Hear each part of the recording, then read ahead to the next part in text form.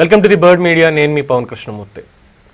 Kia Motors, దీని గురించి నేను కొత్తగా చెప్పాల్సినటువంటి పని లేదు. కియా మోటార్స్ ఎప్పుడొచ్చింది, ప్రపంచవ్యాప్తంగా కియా కార్లను ఆంధ్రప్రదేశ్ నుంచి ఏ విధంగా ఉత్పత్తి చేస్తుంది అందరికీ తెలిసిందే. సరే, ప్రభుత్వం మారిన తర్వాత ఎవరు బెదిరించారు, ఏం చేశారు అనేటువంటిది కూడా మనం గతంలో చూసాం. అంటే ఎందుకు ఇప్పుడు మళ్ళీ స్పెసిఫిక్గా మాట్లాడాల్సి వస్తుంది అంటే ఇందులో ఉన్నటువంటి ఒక అనుమానం కూడా, ఒకవేళ నిజమైతే మాత్రం క్షమించేది లేదు, అనుమానం కూడా ఉంది. ఆ అనుమానం కనుక నిజమైతే మాత్రం ఖచ్చితంగా చర్యలు కూడా తీసుకోవాలి. మీకు ఇక్కడ కొన్ని వీడియోలు చూపిస్తాను, ఒకసారి చూడండి.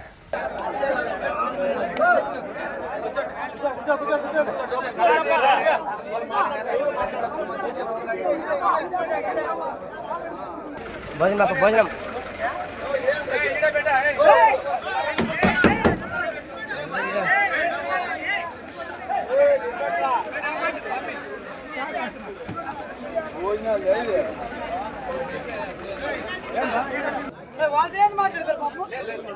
నిలబెట్టమన్నా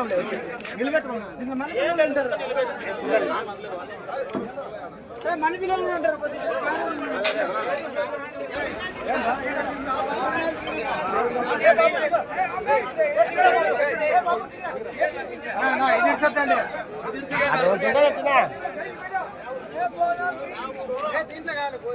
రాడబ్బా, మీకు భోజనాలు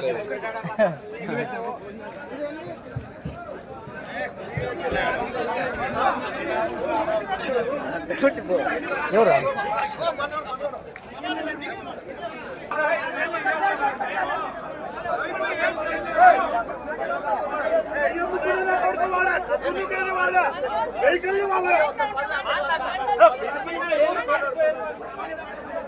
చూసారుగా, వైఎస్ఆర్సీపీ వాళ్ళు ఈ వీడియో పోస్ట్ చేసి, పెనుగొండలో కియా వద్ద మంత్రి సవిత అనుచరుల వీరంగం, అన్ని కాంట్రాక్ట్ పనులు తమకే ఇవ్వాలంటూ గొడవ చేస్తూ కియా అనుబంధ పరిశ్రమల వద్ద సెక్యూరిటీ సిబ్బందిపై దాడి.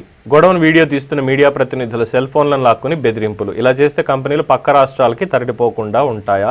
ముఖ్యమంత్రి ఎన్సీబీఎన్ అంటూ సిబిఎన్ ఫెయిల్డ్ సీఎం, ఇది ముంచే ప్రభుత్వం, చాడిస్ చంద్రబాబు, మోసగాడు బాబు అంటూ హ్యాష్ ట్యాగ్స్ తోటి వాళ్ళు ఒక పోస్ట్ వేశారు.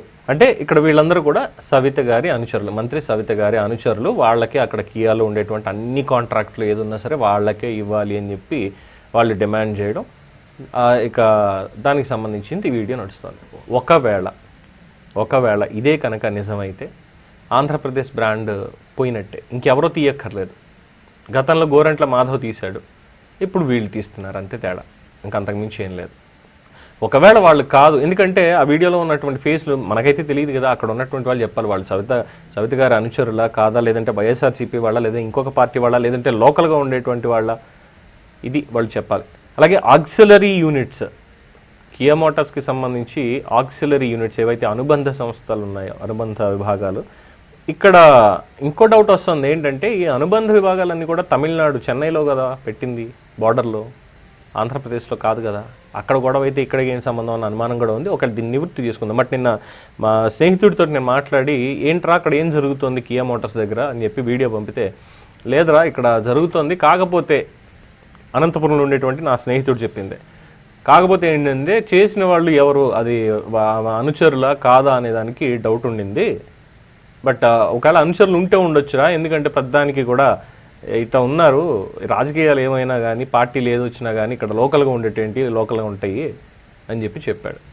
అండ్ రెండోది, కంపెనీ ప్రతినిధులు వాళ్ళందరినీ కూడా సెక్యూరిటీ తోటి బయటికి గెంటేయించేసి, ఎవరితో చెప్పుకుంటారో చెప్పుకోండి పొండి అని చెప్పి డైరెక్ట్గా పంచాయతీని చంద్రబాబు నాయుడు గారికి చేర్చారు. ప్రస్తుతం కియాకి సంబంధించి ఈ కాంట్రాక్ట్లు వీటికి సంబంధించినటువంటి పంచాయతీ చంద్రబాబు నాయుడు గారి దగ్గరే ఉంది. మరి అప్పట్లో గోరంట్ల మాధవ్ చేసిందానికి మనం ఏం మాట్లాడడం ఏంటనేది అందరికీ తెలిసినటువంటి విషయమే.